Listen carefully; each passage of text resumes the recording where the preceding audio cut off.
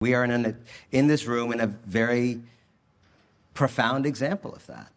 This is an extraordinary newspaper owned by one of the most destructive men on planet Earth. Right? At the end of that, I don't mean to be impolite, but I have to be honest, right? And my friends who work at the Journal, again, sitting on the couch over drinks, don't say things very different than what I say.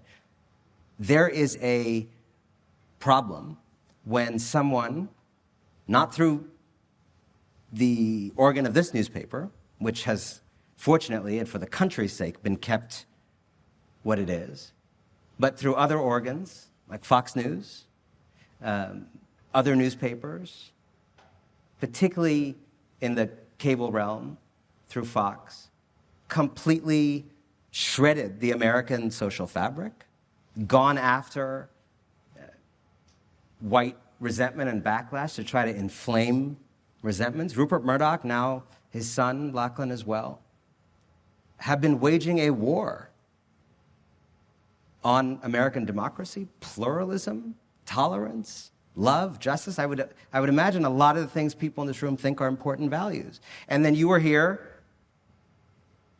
at this old newspaper that he acquired, that he's, I guess, blessedly left untouched. And what do you do? What do you do?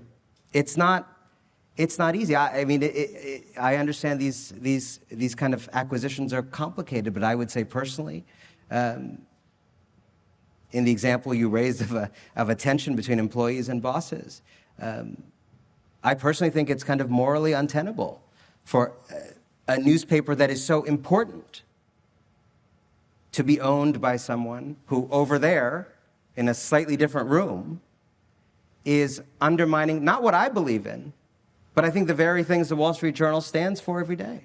Ideas of truth, ideas of fairness, of accuracy, right? And that is what this paper stands for. You've seen it on the stage. You see it in our pages every day. I am here, right? I mean, I was surprised to be here. And I was told by 3 people before I came on, we want you to be provocative. I mean, I deeply, like, if I was you, I would not invite me, right?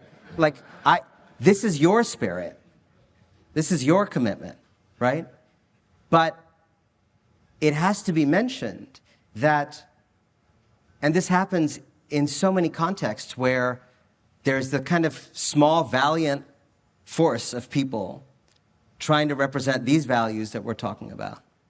But if you do the reporting that I've done, many of your reporters have done, you've probably done, where you go out in the country and you talk to people in this political season, people's brains have been broken en masse by a project of the inflammation of hate, of disinformation. Do you know the number of Americans who believe in QAnon now as an organizing principle of their lives?